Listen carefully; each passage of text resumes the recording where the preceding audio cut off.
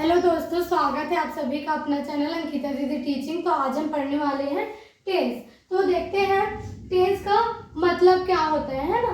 तो टेंस का मतलब होता है काल या समय। ठीक है, क्या होता है टेंस का मतलब? काल या समय होता है। मतलब कैसा समय?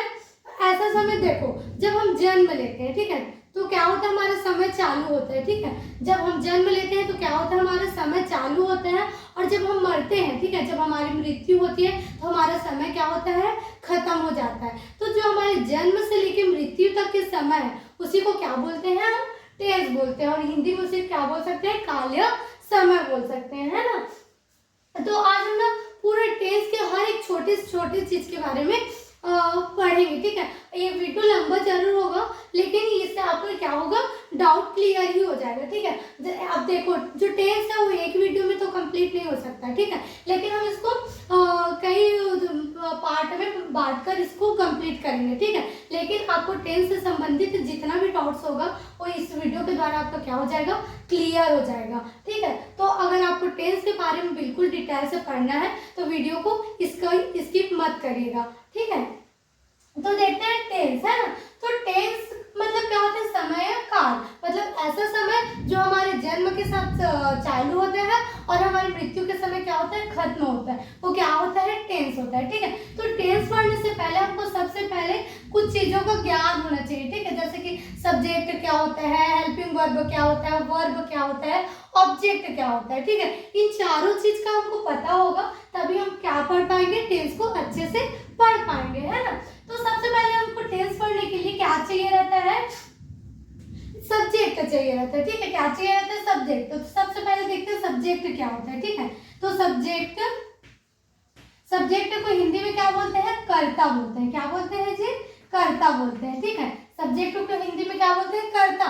कर्ता मतलब क्या होता है? जो किसी कार्य को कर सकते हैं। ठीक है, तो जैसे कि कोई भी कार्य उसको मैं कर सकती हूँ, तुम कर सकते हो, हम कर सकते हैं, या वे कर सकते हैं, या वह कर सकता है, या वह कर सकती है, या यह कर सकता है। ठीक है, यह कोई भी नाम होगा। ठीक है, अंकिता कर सकती है, मोनिका कर सकती है, जो भी। तो आपका जो आई यू वी दे ही सी इट देम है ना, वही आपका क्या है? कर्ता है, मतलब सब्जेक्ट है। ठीक है, तो कर्ता का मतलब ये समझना कि जो किसी भी कार्य को कर सकता है उसको क्या बोलते हैं? हम कर्ता बोलते हैं। ठीक है, तो उसी को कर्ता को इंग्लिश में क्या बोलेंगे? सब्जेक्ट बोलेंगे। तो सब्जेक्ट में पहला क्या आएगा? आई। आई का मतलब क्या होता है?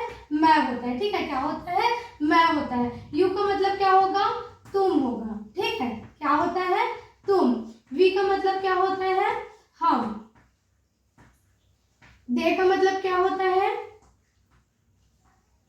वे होता है। ठीक है, दे का मतलब क्या होता है? वे होता है। और ही का मतलब क्या होता है? वह होता है। क्या होता है जी? वह होता है। ठीक है, अब लेकिन इसका ही का उपयोग किसके लिए करते हैं? लड़का के लिए करते हैं। ठीक है, ही का उपयोग किसके लिए करते हैं?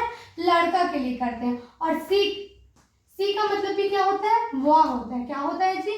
वह। लेकिन इसका उपयोग किसके लिए करते हैं? लड़की के लिए करते हैं। किसके लिए करते हैं? लड़की के लिए। ठीक है, अब उसके बाद क्या आता है? इट आता है। ठीक है, क्या आता है? इट आता है ना। तो इट मीन्स क्या होता है? यह होता है। इट मीन्स क्या होता है? यह का उपयोग क्यों करते हैं हम लोग? निर्जीव वस्तु के लिए करते हैं। ठीक है, ऐसा चीज जिसमें जान नहीं है उसके लिए हम क्या यूज करते हैं? कौन सा सब्जेक्ट यूज करते हैं? इट यूज करते हैं। ठीक है, तो ये क्या आ गया? निर्जीव वस्तु के लिए इट का प्रयोग करेंगे। ठीक है, फिर उसके बाद आता है नेम। ठीक है, तो जितना भी आपका नाम है, ठीक है, जितना भी आपका नाम हो सब क्या होता है? आपका सब्जेक्ट होता है। ठीक है, जैसे कि अंकिता, मोनिका, नीतू, कुछ भी आपका नाम है वो क्या है? आपका सब्जेक्ट होगा। ठीक है, तो सबसे पहले हमको टेंस के लिए किसकी जरूरत पड़ती है? सब्जेक्ट। सब्जेक्ट मीन्स क्या होता है? कर्ता। कर्ता में पहला क्या आएगा? आई। आई मीन्स मैं, यू मीन्स तुम, वी मीन्स हम, दे मीन्स वे, ही मीन्स वह, लड़का के लिए उपयोग होगा। सी मीन्स भी क्या होता है? वह। इसका उपयोग किसके लिए होगा? लड़की के लिए। और इट मीन्स क्या होता है? यह। इसका उपयोग किसके लिए करेंगे? निर्जीव वस्तु के लिए करेंगे। और नेम, नेम मीन्स नाम, कोई भी नाम हो वो भी क्या होता है? आपका सब्जेक्ट होता है। ठीक है, आया समझ में? और आपका ना जितना भी क्या बोलते हैं आपको सब्जेक्ट पूछे तो आपके ये 8 ही सब्जेक्ट होते हैं। ठीक है, अब इसी के द्वारा पूरा टेंस बनता है ना। अब टेंस के लिए दूसरा चीज क्या चाहिए? आपको हेल्पिंग वर्ब चाहिए। क्या चाहिए जी? Helping verb. ठीक है, होता है? हेल्पिंग वर्ब, है ना। तो हेल्पिंग वर्ब को हिंदी में क्या बोलते हैं? सहायक क्रिया बोलते हैं। क्या बोलते हैं जी? सहायक क्रिया। अब सहायक क्रिया का मतलब क्या होता है? सहायक क्रिया बोल रहे हैं मतलब समझ में आ रहा है कि किसी न किसी चीज में क्या करता होगा? मदद करता होगा, है ना। तो हेल्पिंग वर्ब क्या होता है पता है? जो आपका टेंस है ना वो क्या होता है? 3 प्रकार का होता है ना। भूत, भविष्य, वर्तमान, मतलब प्रेजेंट, पास्ट और फ्यूचर, है ना। तो आपका जो टेंस है वो कौन सा टेंस है, इसको पहचान करने के लिए कौन मदद करता है हमको? हेल्पिंग वर्ब मदद करता है, ठीक है।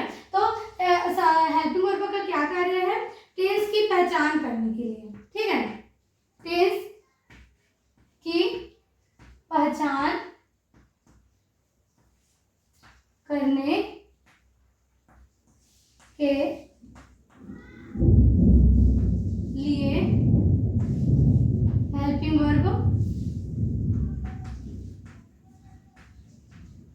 हेल्पिंग वर्ब मदद करता है या सहायता करता है, ठीक है। मदद करता है, ठीक है। तो जैसे कि आप बोलोगे हेल्पिंग वर्ब होता क्या है ना, तो आपका हेल्पिंग वर्ब बहुत सारे हैं। जैसे कि आप कहोगे do, does, is, am, are, ठीक है। मतलब आपको अभी बहुत सारे सेल, विल, वॉज, वेयर, ये क्या है आपका? सभी हेल्पिंग वर्ब है, ठीक है। इसको जब हम टेंस को आगे बढ़ाएंगे तो इन सब के बारे में क्या करेंगे? पढ़ेंगे, ठीक है। तो एक्सेट्रा है ना हेल्पिंग वर्ब के लिए। तो ये हो गया आपका दूसरा चीज टेंस के लिए जो इम्पोर्टेंट है ना। अब तीसरा चीज किसका जरूरत रहता है? वर्ब का, ठीक है। किसका रहता है? वर्ब का, है ना। तो देखो वर्ब क्या होता है? वर्ब मीन्स होता है क्रिया, ठीक है। क्या होता है? क्रिया, मतलब कोई भी काम, ठीक है। तो जो भी आप काम करते हो क्या होता है? आपका क्रिया। जैसे कि सोना, उठना, बैठना, खाना, पीना, नहाना, ये सब क्या है? आपको वर्ब है, ठीक है। तो वर्ब का कितना रूप होता है पता है आपको? वर्ब का 6 रूप होता है, ठीक है। वर्ब का 6 रूप होता है। वर्ब का 6 रूप होता है, ठीक है। वर्ब का कितने रूप होता है? 6 रूप होता है। तो देखते हैं एक वर्ब लेके ना, इसको समझते हैं कैसे इसका वर्ब का 6 रूप होता है। तो एक वर्ब लेते हैं जैसे कि आस्क। क्या लेते हैं? आस्क। आस्क मीन्स क्या होता है? पूछना होता है, ठीक है। आस्क मीन्स क्या होता है? पूछना। तो ये तो आपका जो वर्ब का पहला रूप है वो क्या होता है? जो इंग्लिश मतलब जो भी वर्ड है उसको इंग्लिश में जो बोलते हैं ना वही आपका क्या है? पहला रूप है। जैसे कि पूछना को इंग्लिश में क्या बोलते हैं? आस्क। तो आस्क का पहला रूप क्या हो गया? आस्क ही हो गया, ठीक है। अब तुमको आस्क का दूसरा रूप पूछे कि आप आस्क का दूसरा रूप बनाइए, है ना। तो आस्क का दूसरा रूप बनाने के लिए आपको लास्ट में क्या करना पड़ेगा पता है? कि जो पहला रूप है उसको लिखना पड़ेगा आस्क, फिर लास्ट में क्या लगाना पड़ेगा? ईडी। क्या लगाना पड़ेगा? ईडी। तो ये आपका क्या हो जाएगा? आस्केड हो जाएगा, ठीक है। आस्क का दूसरा रूप क्या होगा? आस्केड, है ना। अब तीसरा रूप पूछे, आप तीसरा रूप बनाओ। तो तीसरा रूप बनाने के लिए भी क्या करना पड़ता है? पहले रूप के लास्ट में पहले तो पहला रूप को लिखना पड़ेगा, फिर लास्ट में क्या जोड़ना पड़ेगा? ईडी जोड़ना पड़ेगा, ठीक है। क्या जोड़ना पड़ेगा? ईडी। जो दूसरा और तीसरा रूप है दोनों में क्या आता है जी? ईडी आता है, ठीक है। अब चौथा रूप बनाना है हमको। वर्ब का कौन सा रूप बनाना है? चौथा रूप बनाना है। तो आपका चौथा रूप बनाने के लिए आपको पहले पहला रूप को लिखना पड़ेगा। आस्क हो गया। आस्क का फोर्थ फॉर्म क्या हो जाएगा? लास्ट में आईएनजी जोड़ना पड़ता है, ठीक है। वर्ब का चौथा रूप बनाने के लिए हमेशा लास्ट में क्या जोड़ना पड़ता है? आईएनजी जोड़ना पड़ता है, ठीक है। फिर पांचवा रूप देखते हैं। पांचवा रूप बनाने के लिए आपको वर्ब के लास्ट में क्या लिखना पड़ता है पता है? एस लिखना पड़ता है। क्या लिखना पड़ता है? एस या ई एस। अगर हमेशा आपके वर्ब के लास्ट में क्या हो? एस या ई एस हो तो मतलब समझ लेना वर्ब का कौन सा फॉर्म है? फिफ्थ फॉर्म है, ठीक है। अब सिक्स फॉर्म देखते हैं, ठीक है। क्या देखते हैं? Six form. तो सिक्स फॉर्म कैसे बनेगा? सामने में जो भी आपको वर्ब है, ठीक है। मेन वर्ब कौन है? आस्क। आस्क के सामने में अगर आप टू लिख के फिर आस्क को लिख रहे हो, ठीक है। क्या लिख रहे हो?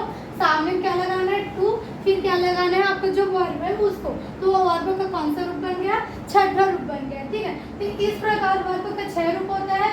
पहला तो जो का तो रहेगा, दूसरा में क्या करना पड़ेगा? लास्ट में ईडी जोड़ना पड़ता है, तीसरा में क्या पड़ता है? ईडी जोड़ना पड़ता है लास्ट में, चौथा में में भी लास्ट में क्या जोड़ना पड़ता है, ING, पांचवा में क्या जोड़ना पड़ता है, S या ES, और छठवा में क्या जोड़ना पड़ता है, सामने में टू जोड़ना पड़ता है। ठीक है, तो ये आपका क्या हो गया, वर्ब का 6 रूप हो गया। इस चीज को मतलब कई तो वर्ब इस नियम से नहीं बनेगा, उसको क्या करना पड़ता है, याद करना पड़ता है, लेकिन अधिकतर वर्ब इसी नियम से ही बनाया जाता है। ठीक है, तो ये आपका टेंस के लिए तीसरा चीज क्या हो गया, इंपॉर्टेंट वर्ब हो गया। ठीक है, अब हम किसके बारे में जानेंगे, ऑब्जेक्ट के बारे में जानेंगे। ठीक है, कि ऑब्जेक्ट होता क्या है ना। तो देखते हैं ऑब्जेक्ट, है ना। तो ऑब्जेक्ट मीन्स क्या होता है, कर्म। ठीक है, क्या होता है, कर्म। तो आप कर्म मतलब वो वाला कर्म नहीं हो जो आपके द्वारा जो कार्य किया जा रहा है या फिर कुछ भी हमारे द्वारा किया जाता है उसको भी हम क्या बोलते हैं, कर्म। तो यहाँ कर्म का मतलब वो नहीं है जो हमारे द्वारा किया जा रहा है, आपको जैसा कर्म हो गया वैसा वाला कर्म नहीं है ना। आपको ऑब्जेक्ट क्या होता है पता है, जो आपके किसी भी कार्य को करने में मदद करता है वो क्या होता है, आपका ऑब्जेक्ट होता है। जैसे कि मैं लिख रही हूँ, ठीक है, मैं क्या कर रही हूँ, लिख रही हूँ, लेकिन मैं बिना पेन की सहायता लिए लिख सकती हूँ क्या, नहीं लिख सकती। ये बिना कॉपी लिए लिख सकती हूँ क्या, नहीं लिख सकती। जो आपको कार्य को करने में जो चीज़ आपको मदद कर रहा है वही क्या है, आपका ऑब्जेक्ट हो गया। तो आपका ऑब्जेक्ट कुछ भी हो सकता है। ठीक है, पेन लिखने के लिए मेरे को क्या जरूरत पड़ेगा, पेन की जरूरत पड़ेगी। तो पेन क्या है, आपका ऑब्जेक्ट हो गया।